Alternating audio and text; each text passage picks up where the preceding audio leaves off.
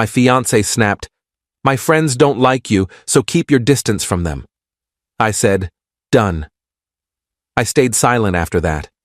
But the moment she realized what her friends had already told me about her, she completely froze. I'm a 34-year-old guy who thought he had his life figured out. I was engaged to a woman I'd been with for 3 years, planning a wedding that was supposed to happen in 8 months. We met through mutual friends at a barbecue, hit it off immediately, and things moved pretty naturally from there. She was charming, funny, had this way of making everyone in a room feel comfortable. I proposed on a weekend trip to the mountains, and she cried happy tears. Everything seemed perfect, until about 6 weeks ago. We were at her apartment, just a regular Tuesday evening. I'd brought takeout from that place she loved downtown, and we were supposed to go over some wedding vendor options. The florist had sent 3 different packages, and the photographer needed a deposit decision by Friday. Instead, she was on her phone, texting furiously with this tight expression on her face. When I asked what was wrong, she waved me off. 20 minutes later, she suddenly looked up and said those words that would change everything. "My friends don't like you, so keep your distance from them." Just like that. No build-up, no explanation. I put down my fork and stared at her. "Excuse me?" "You heard me," she said, not even looking up from her phone. "They think you're boring and awkward at gatherings. They asked me to tell you to stop trying so hard." I felt like I'd been slapped. These were people I'd spent dozens of evenings with over the past 2 years. Birthday dinners, game nights, weekend brunches.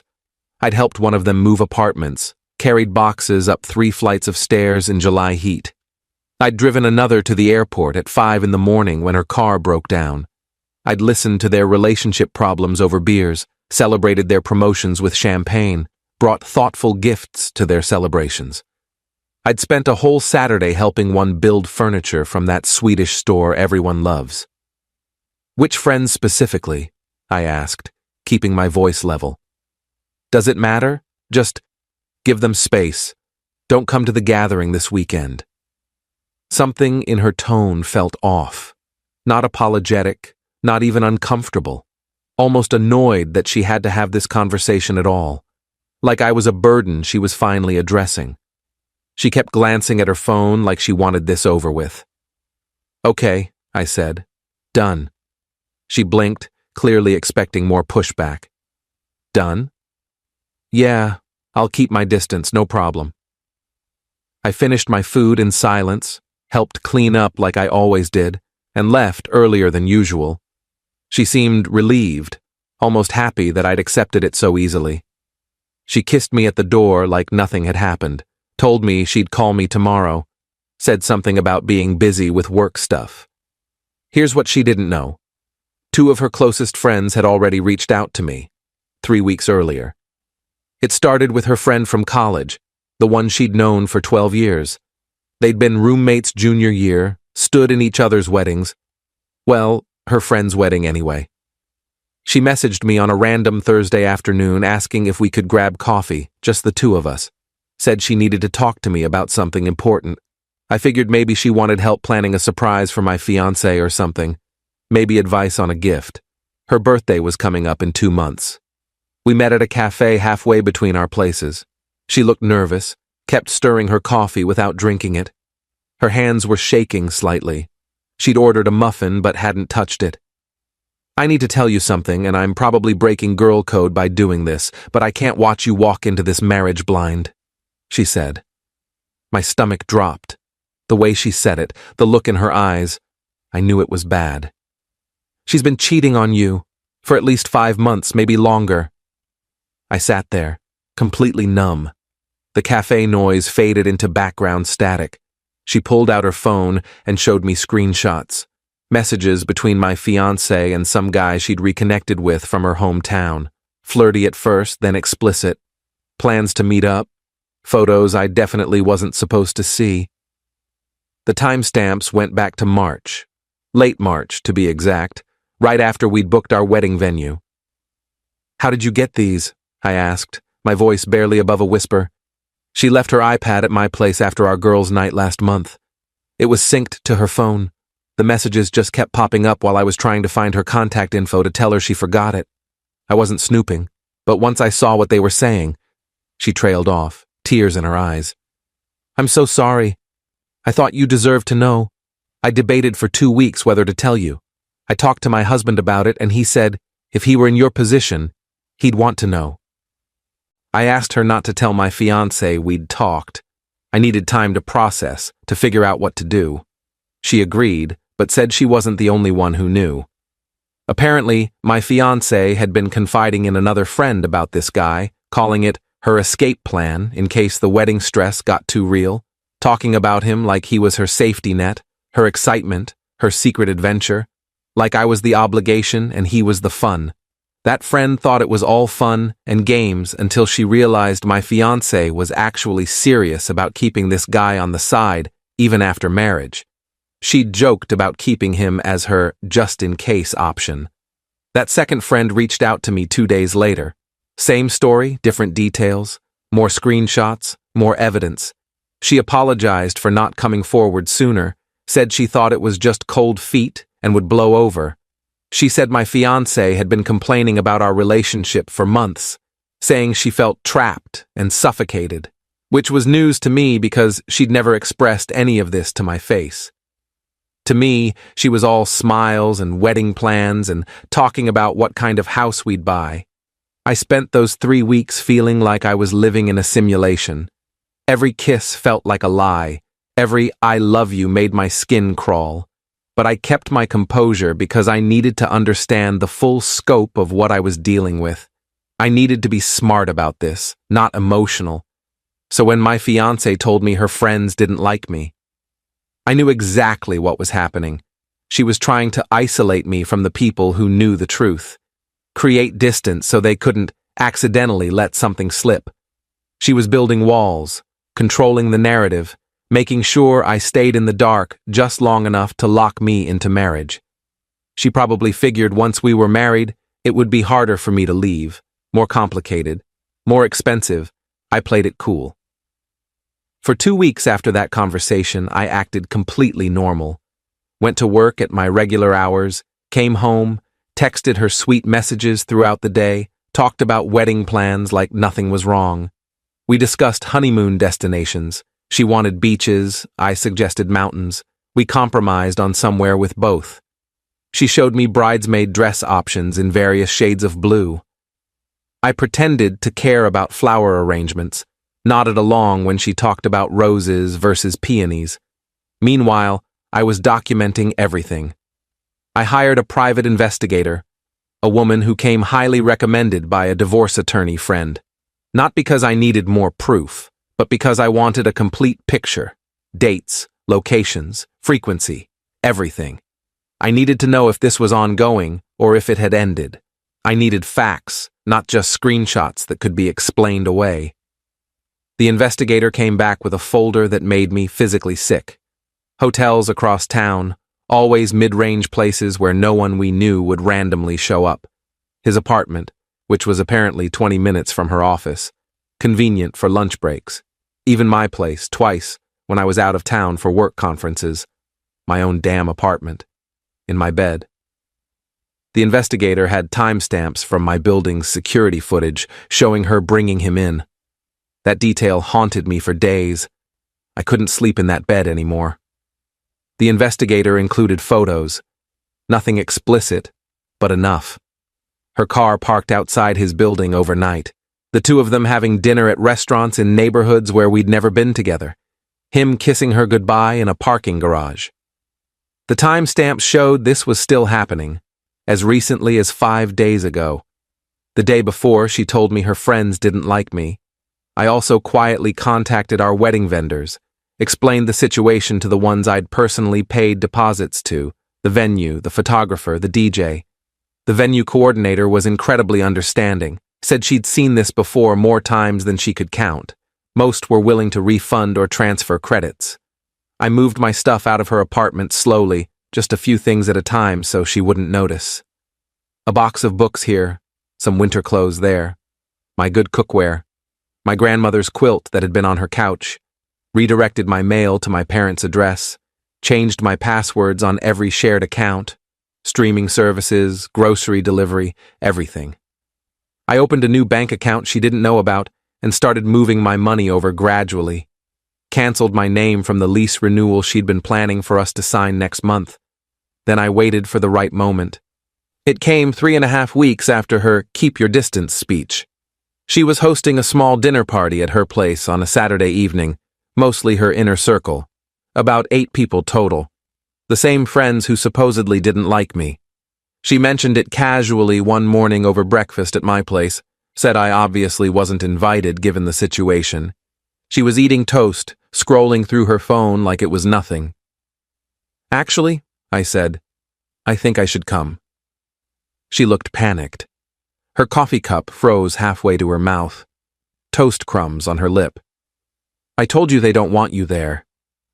"Funny thing about that," I said, watching her face carefully. "2 of them specifically asked me to come, said they missed me, said it's been weird that you've been keeping us apart." Her face went white, completely drained of color. "They asked about me?" "Yeah, multiple times. They think it's strange that I haven't been around, almost like you've been lying to them too." She stammered something about mixed signals and misunderstandings, started backtracking, saying maybe she'd misunderstood what they meant. I just smiled and sipped my coffee. I showed up that Saturday evening with a folder and a bottle of wine, expensive stuff, the kind she always said was wasted on her friends. When I walked in, her 2 friends who'd told me the truth immediately relaxed. They'd been dreading this evening, expecting awkwardness, probably wondering if I'd gotten their messages. The others looked confused, glancing between me and my fiancée, sensing tension but not understanding it. My fiancée looked like she might throw up. She was pale, gripping her wine glass so hard I thought it might shatter. "Thanks for having me," I said pleasantly, setting the wine down on her kitchen counter. "I know there's been some tension, so I thought we should clear the air." Everyone was watching now. The room had gone quiet. Someone had been telling a story about work, but they'd stopped mid-sentence. I opened the folder, laid out printed screenshots on the coffee table one by one, messages, photos, the investigator's timeline, complete with dates and locations, hotel receipts I'd pulled from her email account that she'd forgotten to delete, probably thinking I'd never check, credit card statements I'd gotten copies of from our joint account before I removed myself from it. "Someone want to explain why I'm supposedly the problem here?" I asked, my voice calm. The room went silent. You could hear people breathing. Someone's phone buzzed on the table, but nobody moved. One friend covered her mouth with both hands.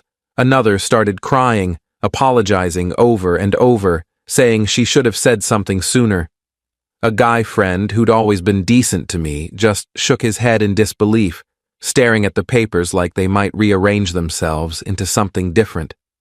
My fiancée just stood there, frozen, staring at the evidence of her own betrayal spread out in front of everyone she cared about.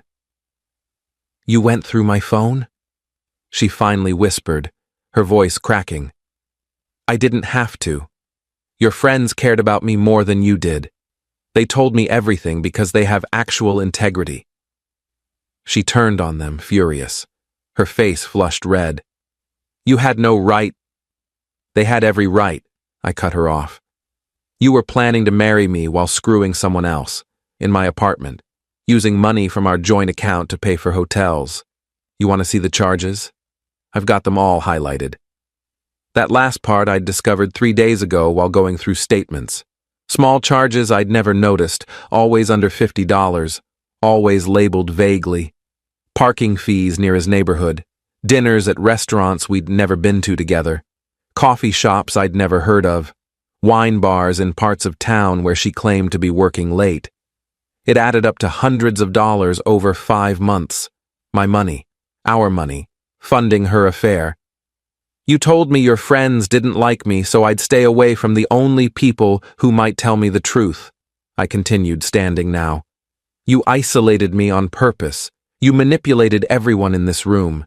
You made them think I was the problem, so they wouldn't question why you were keeping me away."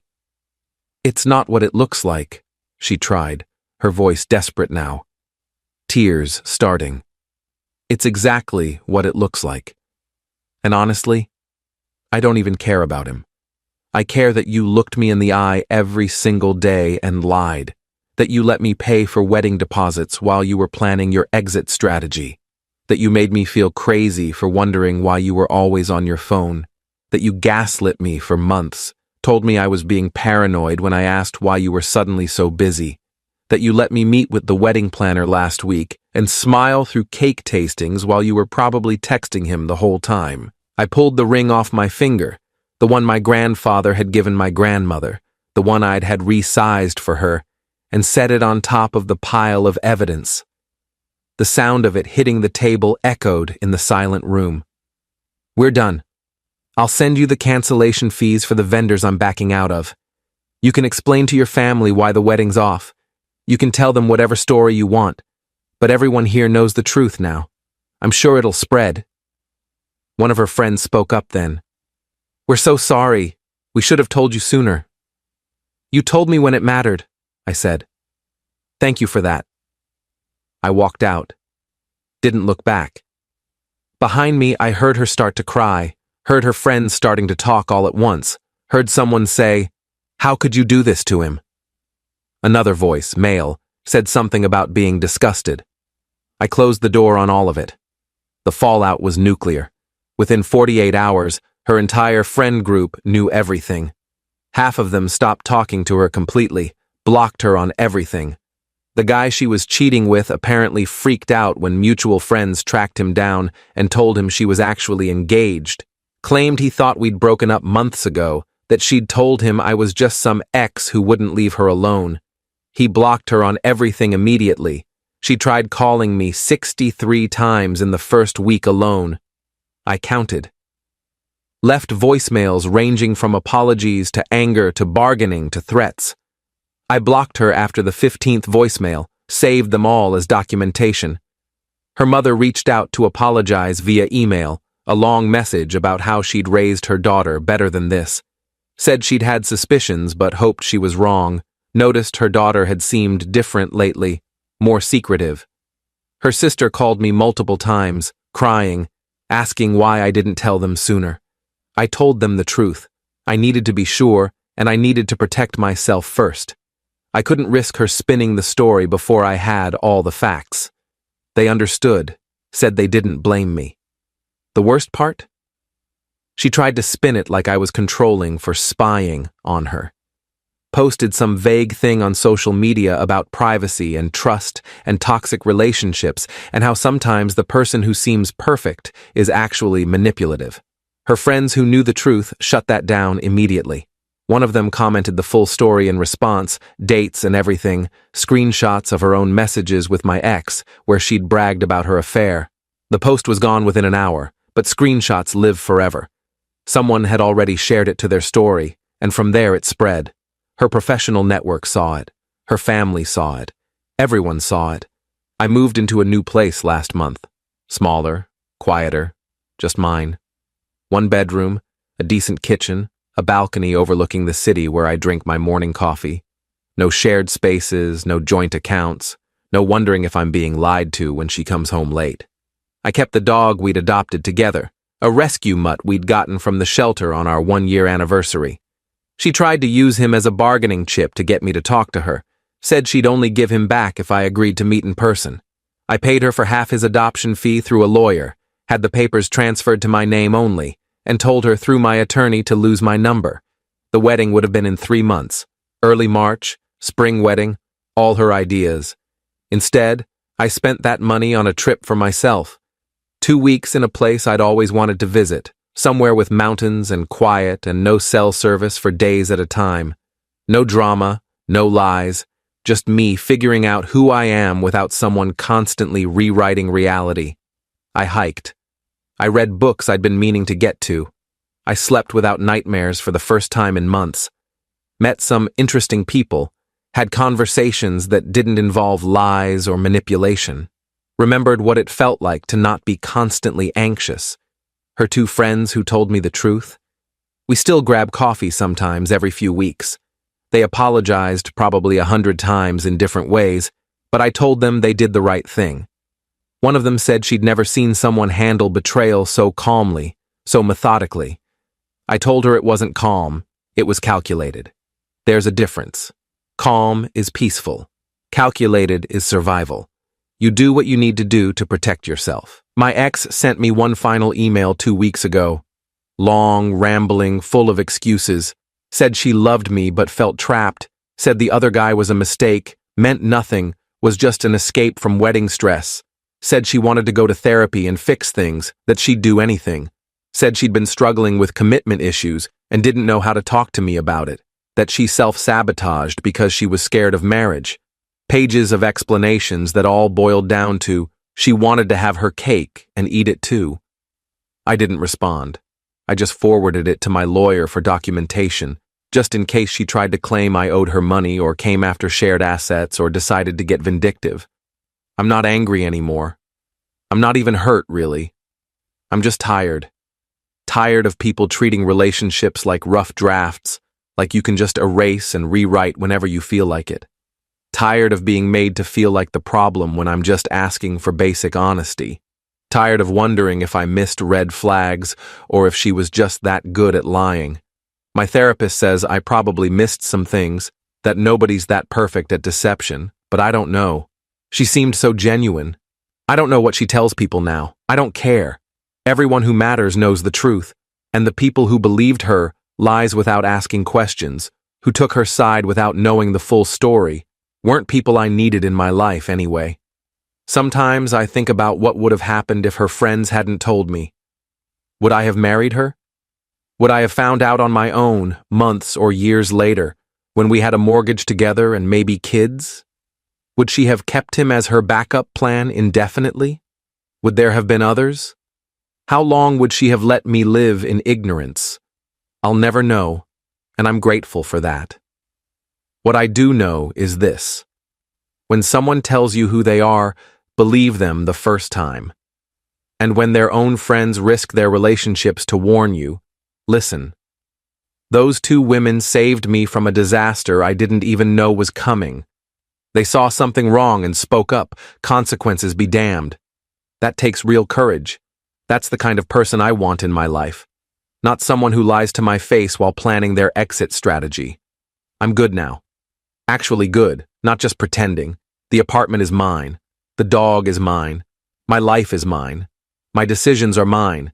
And I'm not sharing it with anyone unless they really prove, they deserve it. The bar is higher now. Trust isn't freely given anymore. That's the lesson. Not everyone deserves access to you, and some people will burn down everything you built together just to keep warm for a night. Some people are so focused on what they want in the moment that they'll destroy years of trust without a second thought. I'm done being someone's backup plan. I'm done being the safe choice while someone else gets to be the exciting one. My life is my own again, and that's worth more than any wedding could have been.